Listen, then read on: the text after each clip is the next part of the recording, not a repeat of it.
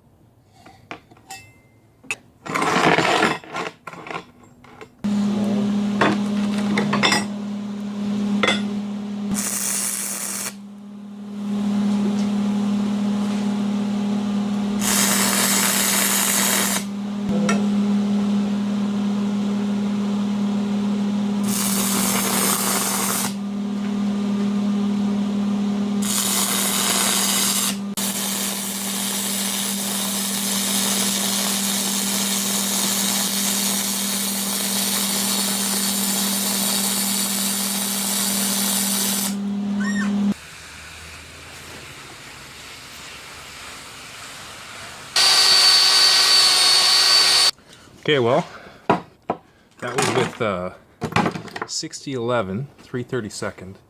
My plan here to tack these on and keep them from warping seemed to work.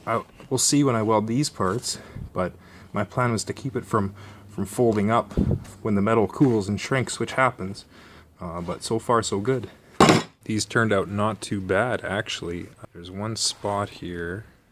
Let's see. Yeah, right there. That's a bit of porosity. That's not good. So I'm just going to grind that out and do it again. That happens sometimes if you stop and then you start again. It actually welds. Oh, fuck. Come on. It actually welds over top of the slag, and that's why you get that bad shit there. That's what I suspect anyway. And but not a big deal. Otherwise, they're a little ugly, but I think they'll do.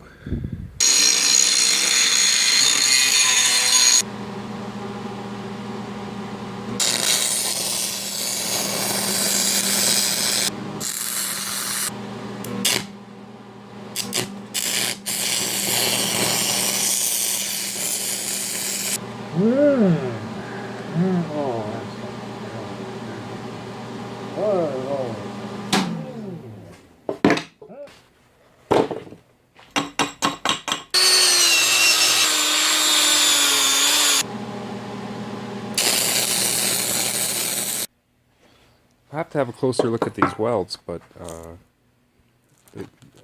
they're okay. Unfortunately, the plate warped slightly. I think the reason it happened is because I did like I had intended to do stitch welding to keep the heat down, but then like an idiot I got cocky and decided to just do the whole strips, and that was too much heat. So the other one I'm not going to do that. Take my time. Hopefully it doesn't warp. Oh, so slight.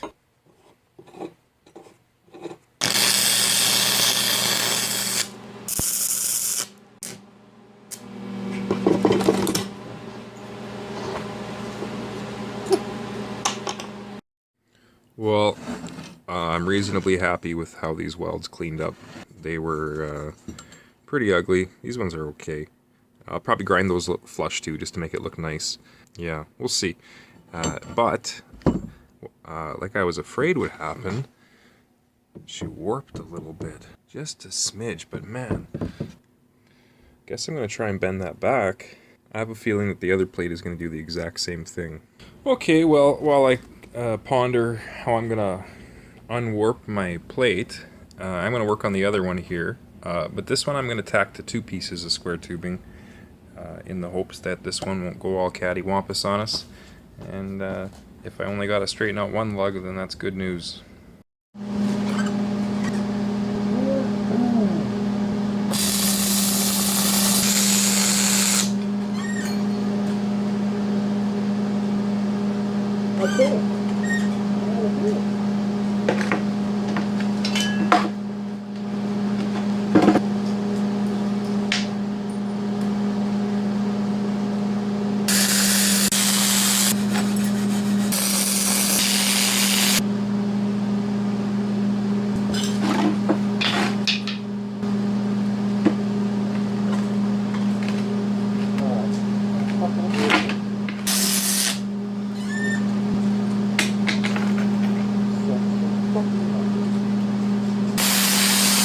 I'll be damned. I thought I was gonna have to throw all this crap out and start over because man, it just warped right up as soon as I welded these, and there's just nothing I can do about it. Even on the second one, you can see, look, it already broke a tack right there. And the last one, this one, when I cut it, it didn't break any tacks, but when I cut it off, it was like boing. So it's like a spring. So this piece is going to end up being warped too. So I don't have a oxyacetylene torch. One trick guys do is they heat it up real hot with oxyacetylene, and then they cool it really quick, and that makes the metal shrink and it pulls back. But I don't have oxyacetylene, so I thought, well, what's the hottest thing I have? And it's my stick welder, obviously, but that's stupid. How does that work? Well, what I did is I took some 6013 rod, which doesn't penetrate as far as 6011, which is what I've been using on this side. Of course, it still gets good and hot, and I used 1/8 inch rod. I cranked up my amperage a little bit, and I just laid a couple beads. I laid down 4 beads, kind of hoping to catch the curves. You kind of want to do this right on top of the curves, or that's what I figured. And you know what? It worked. It actually worked. I can't believe that. This thing is almost perfectly straight again. Blows my mind. So that's a relief. So all I got to do is, because that was 6013, this probably hardly even went inside that plate at all. I can just grind these right off. It's a little bit of work, but man, I might have saved this. Man, look at this. That was like a banana before. I mean, I don't think it's perfect, but it's so much closer than I thought I could ever get it. If I wanted to be crazy, I could probably throw one more right here and tweak this guy out a bit, but I don't even think it's that far out.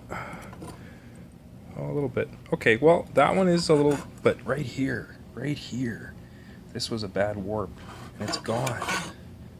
It's gone. So yeah, I think that, I think we'll put one more, or whoops, we'll put one more right here and suck this guy a little bit, but man, it's so good. This was the spot I was the most worried about, because you'll see later, this is going to tie in. This is going to tie into a bar that will connect to the other side, and I want this as square as possible, so it doesn't look all janky, right? Okay, this is what I've got here. I've got those beads ground off, and she's straight. You can see I dished it out a little bit where I got a little heavy with the grinder, but that's okay. I am happy with this. This is really good. Yeah, you can see I definitely took a lot of material out of here, but oh, it's hot, but it's going okay. That is not ruined. Alright, I got this all fitted up.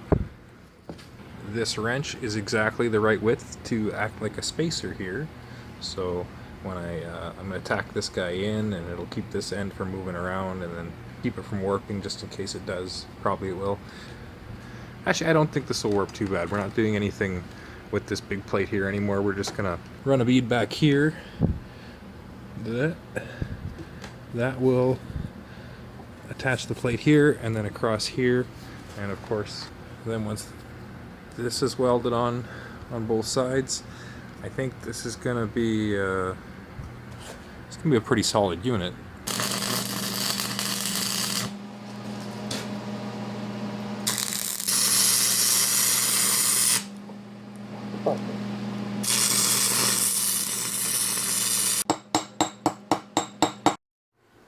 Alright, here's the mess I got so far. I'm coming along pretty good on this guy.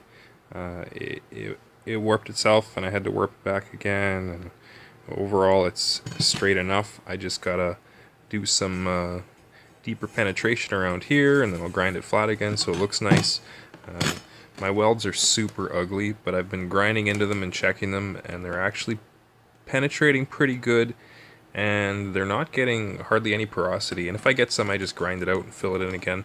I'm putting beveled edges between these plates, and then I'm putting in 6011 for like a root pass, Then I'm doing 60-13 on top if I need to, just because it fills in nicely. These are some pretty early ones, but my welds now don't look much better yet, but they're working, so I just gotta cheat, make them smooth with the grinder after. No weld porn on this baby, but oh yeah, look at this garbage. I might leave most of this crap here, just because you won't even see it. It'll be behind the bumper, so yeah, I don't really care about that. But I just gotta make sure I grind away all those blobs to if I need clearance on my mount. But I think I'm pretty close, but I should be okay. But I'm pretty happy with that. That's turning out good. This guy, just dealing with the warpage, laying beads and getting it to pull back. It's amazing. It works really well. I'm not going to bother trying to describe the procedure too much because I honestly have no idea what I'm doing. I'm kind of just guessing. I'll lay a bead, it'll pull up a little bit, I'll eyeball it from the side, decide which way I want it to go, and then, oh, I'm already explaining it, fuck. Okay, so then all I'll do is I'll take my grinder and I'll score it between the bead and the part of the plate I want to warp, and then I lay a bead. Oh, and then I'm also taking a wet rag. Yesterday I was using piles of snow, which actually worked even better, but take a wet rag as soon as you're done and just quench it, and then keep it cooling, so you can try and get this side to shrink faster than the other. And it actually works. This guy is still a little bent. Yeah, look at that.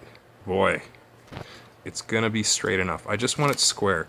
I don't even care if there's a tiny bit of a wahoo in it because you won't even see it. I just want these two guys to be as square as possible.